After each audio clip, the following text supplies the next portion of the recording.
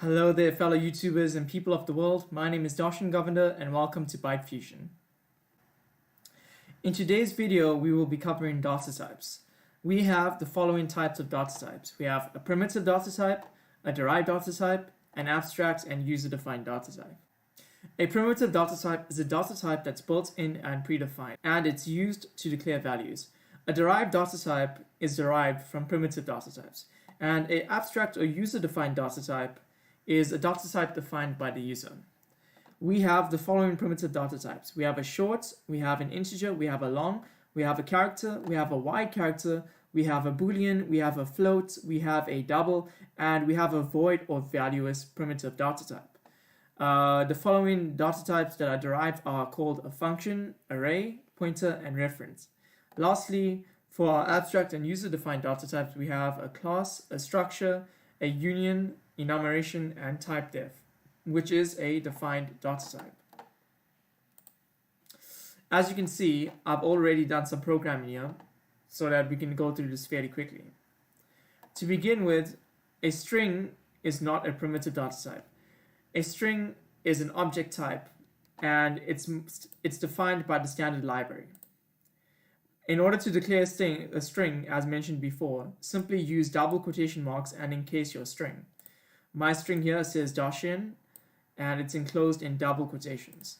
Next, we have a character. In order to define a character, we use the name char, and then we declare the name ch. And a character is defined within single quotation marks. A character contains 1 byte. 1 byte in C++ is 8 bits, and 8 bits is 1111, 1111 in binary. And what that means is that if we convert this to decimal, we have 255, including 0, as the decimal values. Next, we have a short, and next we have an integer declared as int, and lastly lastly in that section we have a long declared as long. And basically, you should know that in C++, short, int, and long are whole numbers. So in other words, there's no point 0 after short, int, or long. You can't have decimals. Next in the row, we have a float and we have a double. A float can be declared as decimal before and after the point, and we use a small f to declare this as a float. A double is declared with the name double, and we can declare double as long as we want it to be. Next, we have a boolean. A boolean can be either true or false. If a boolean is true, it will print 1. If it's false, it will print 0. Lastly, in this list, we have a wide character. A wide character is a character defined within Unicode, and Unicode is basically 65,536 values. So unlike character, which is only 256, Unicode is 65,536 different values. And as you can see, I have a translation here.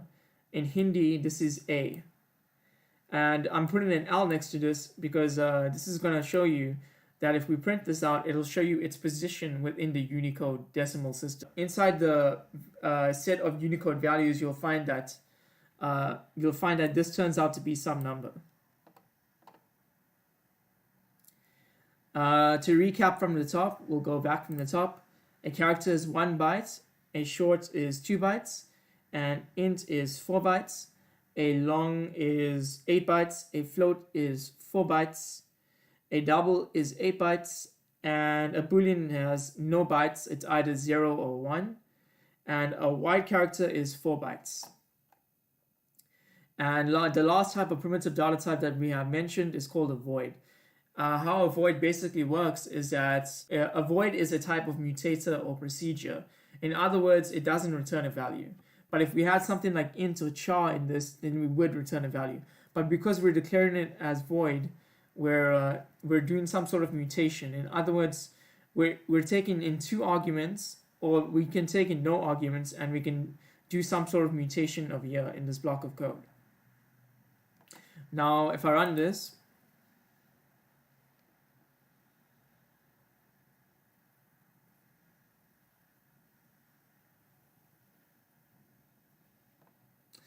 So as you can see, it prints out my name. The character value that we chose was A. Our short value was 10. Our int value is 1000. Long value 1, 2, 3, 4, 5, 6, 7. Float value 3.5. Double value was 23.99999. Our boolean value is true, therefore it's 1. And our wide character value in Unicode is 2319. Okay, and that's basically how primitive data types work. The next type of data type I would like to discuss is called a derived data type. We have 4 of them. We have a function to begin with. This, for instance, here, this is a function. It's called a function. It can also be called a method. And what a function does is it either returns a value or it's void and it doesn't return a value. Next, we have an array. You'll see in this void function, we've declared an array. So in an array, you specify the data type it is, what type of data structure it contains. It's an integer. It's an array data structure, and it has 5 values, and the values that we inputted in the array is 16, 2, 14, 5, and 9. Next, we'll look at pointers and references. So pointers and references, how it basically works is you declare a value, say x equal to 27, and you declare a pointer. Our pointer is named IP. IP is associated with the reference of x, and what the reference is basically is the reference is the address space of the variable. So IP is referencing the address space, but the pointer IP, which is star IP, is not referencing. It's not referencing the address. Instead, it's pointing to the value 27. So if we run this, there you'll see value of x is 27. The value of the IP, the address is this address right here, and our value of the pointer IP, where IP is pointing to, is 27. And that's basically that's the basics of how pointers and references work. Okay, and lastly, we want to go through abstracts or user-defined data types. In C++, you can declare a class, and how a class is declared, basically, you have the title class, and you have the name of your class, and inside your class you contain different types of variables, global variables. Like over here, I declared a few variables, and inside the class you have some functions and methods. But because this is just a short video on data types, I'll just briefly discuss each and every one of these topics. The next type we have is a structure. A struct basically defines a list of variables under a single name. A struct has no behavior associated with it, and variables are changed and accessed directly. So what that means is that we can define our structs. For instance, we can define our struct person as an employee, and we can change the variables directly. So like employee.age, I've made mine as 22. Employee.name, I've made mine as -n. Employee.salary, I have it as 210.50. So now if I run this, you should see it prints out -n as my name. My age is 22, and I earn 210.5 Rand. That's my salary. All right. Next, we will discuss something that's called a union. You might have not heard of this before, but there's a special type of data type called a union. And how a union basically works is you can have two variables that are usually, the variables are usually defined as the same type of primitive type, but for this primitive type we're using 2 integers. And what a union does is a union takes the values inside the data type, the object, a union, and every variable that's inside the union shares one container. And what that basically means is that if I declare an integer width and I set width to 4, and then I declare an integer height and I set height to 5, a union will take the highest value. So width, because width is lower than height, and height is 5, height will be the highest value. and basically height occupies the container. The container only takes the highest value. So I've done a nice example here where I've said int get area, and I said return s.width times s.height. And in the bottom here, I've declared my square as sq, and I've set the width to 4, and I've set the height to 5. But you'll see when I run this, you'll see that the final area that's being displayed is 25. That's because we're taking the highest value. And that's basically how a union works. The next type that I want to discuss, or next abstract type that I want to discuss, is called an enumeration. An enumeration is used to assign constant names to a group of numeric integer values. So you'll see here that we have our constant names, east, west, north, south, and every single direction here is associated with a value.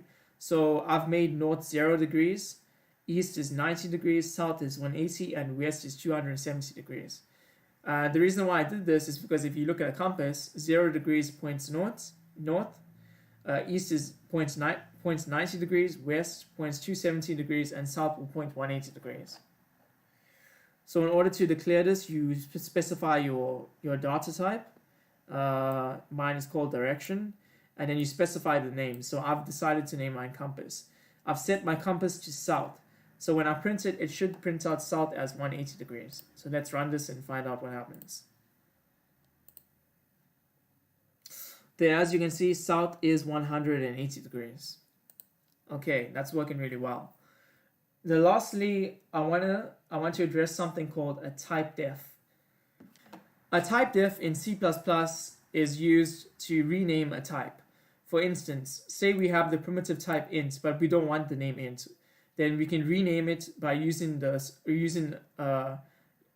keyword typedef straight before we declare it. So before we name our integer, we specify the special name called typedef, and then on the very right of that, we specify what we want this type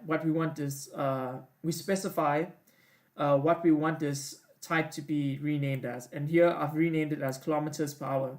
And now you can set kilometers per hour to the current speed. So what will happen is the user will have to input the speed, and the current speed will be displayed. So now if I run this,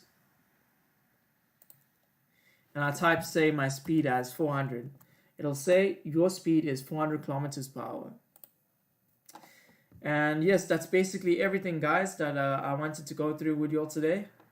I hope you guys enjoyed the video. Thanks so much for watching. If you want any tips or you want me to give out any advice to you guys, leave a comment below. If you guys just want to express your thoughts about how you found this video to be helpful to you, also leave a comment below. Please subscribe, leave a like if you want to. And yeah, that's basically everything that we've done for today.